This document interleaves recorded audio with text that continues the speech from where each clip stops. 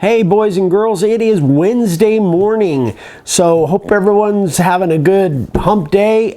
We want to get right into the questions here and announcement about the LTS at the end.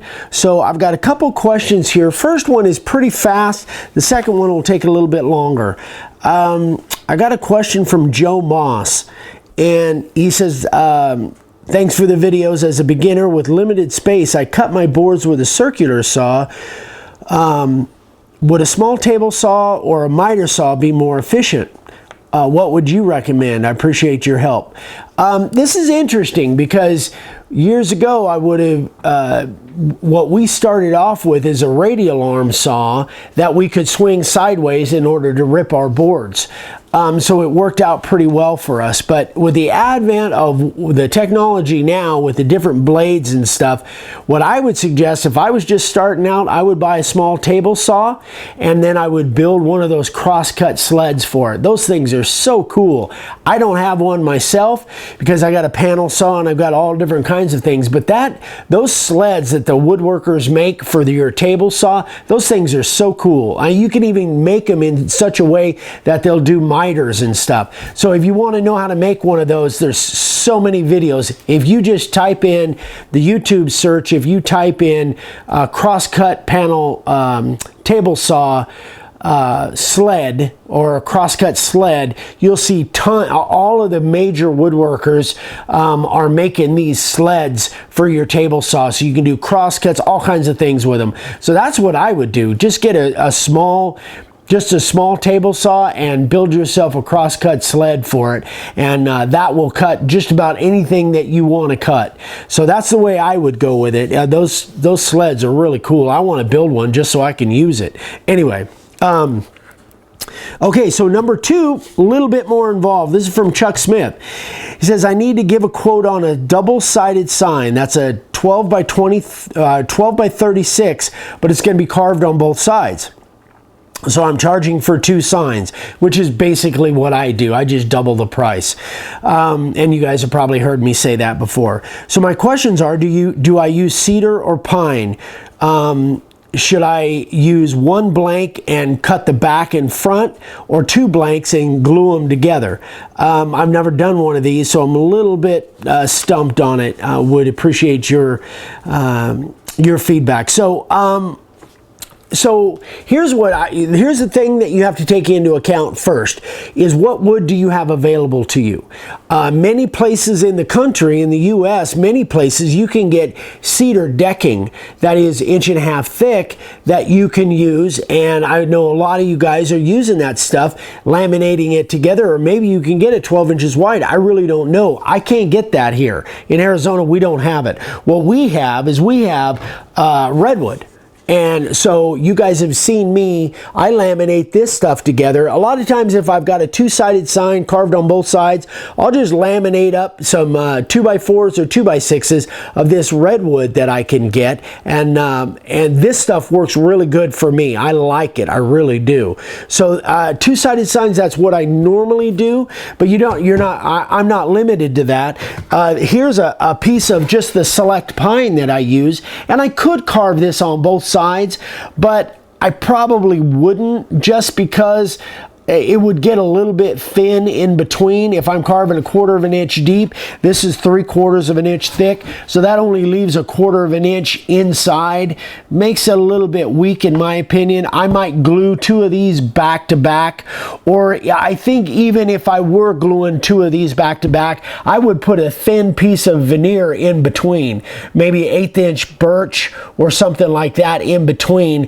That would give you more strength, and so you're not just going with the grain, and if you've got a piece of plywood in between, it would give it that much more strength, so it wouldn't be likely to snap on you. So if you go back and watch any of my the other option that I have available to me is the panel board, and I don't have a piece of panel board here, but that's the stuff. If you go back and search my channel for panel boards, I've done a lot of videos on panel boards and how I skin the back of them and make them stronger, and make sure that the panel boards, that the laminations in between don't come apart, because I don't trust any laminating that I don't do. especially on those panel boards. So don't forget, if you want to find any specific thing, like if you're going to search for panel boards, kind of a glare on there, you know, this is my channel search. So this little magnifier here, you can put in panel boards or sandwich laminating, and you'll find all the videos that have to do with that subject, or any subject that you're looking for. You can use this channel search. So I show this quite often because it's really handy for you guys that want an instant answer rather than just emailing me, and that's fine, but I might not be able to get back to you. But that's a great way to search a channel, since there's 500 something videos on there.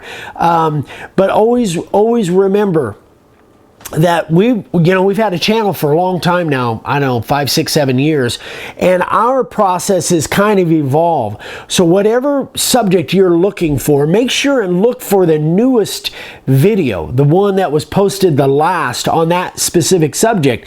Because back in the old days, I used to use that panel board, and I was only putting, I think at the beginning, I was just putting like 1/2-inch plywood on the back of it, and over a period of time, my backer on that panel board has got thicker and thicker and thicker. And I found a video that I did sandwich laminating, where I put the panel boards back to back, and I didn't put anything in between. I learned over a period of time that you need something in between there that will kind of fuse those things together and hold them together for strength and keep those laminations from coming apart. So always look for, because our processes evolve, so always look for the newest video. There's still great information on the older videos, but our processes evolve, so always look for the newest one, because you know, maybe we're doing something different now than we did then. Another example is the Rust-Oleum primer that I use.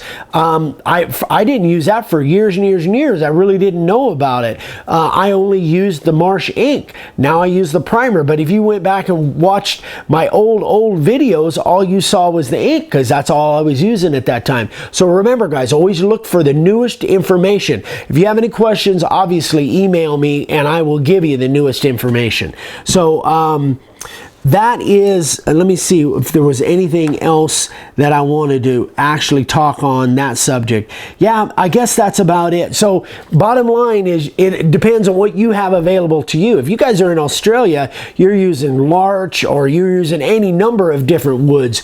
You're not going to be probably getting redwood and pine the way I do over here. So it depends on your location, what you have available to you.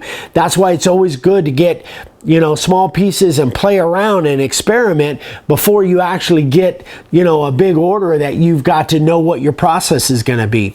As always, you can ask. I'm available. Ask me, but be sure, again, be sure and email me directly, eric@makeawoodsign.com. That's a place that I'll answer the questions the fastest, or comments on the YouTube channel. Okay, sign carvers of the day. Here we go. Joseph Henning in Cape Town, South Africa. Really a neat design. Kind of different.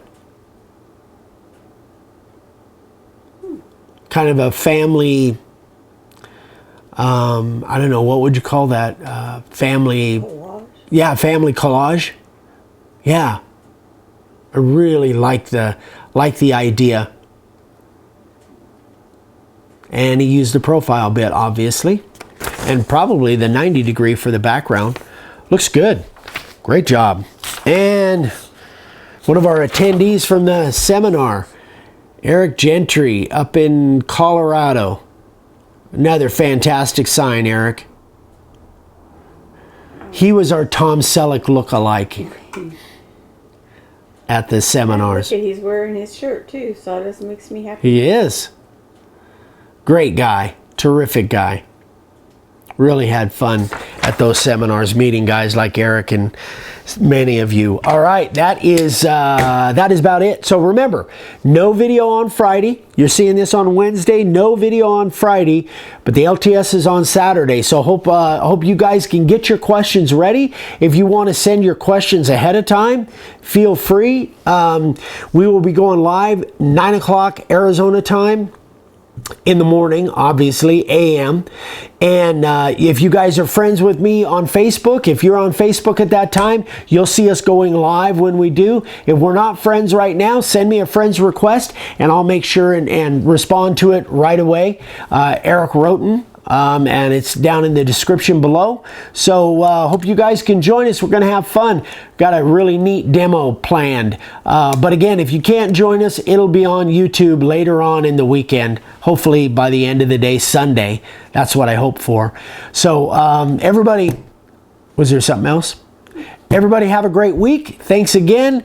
Don't forget to give us a thumbs up if this was helpful to you.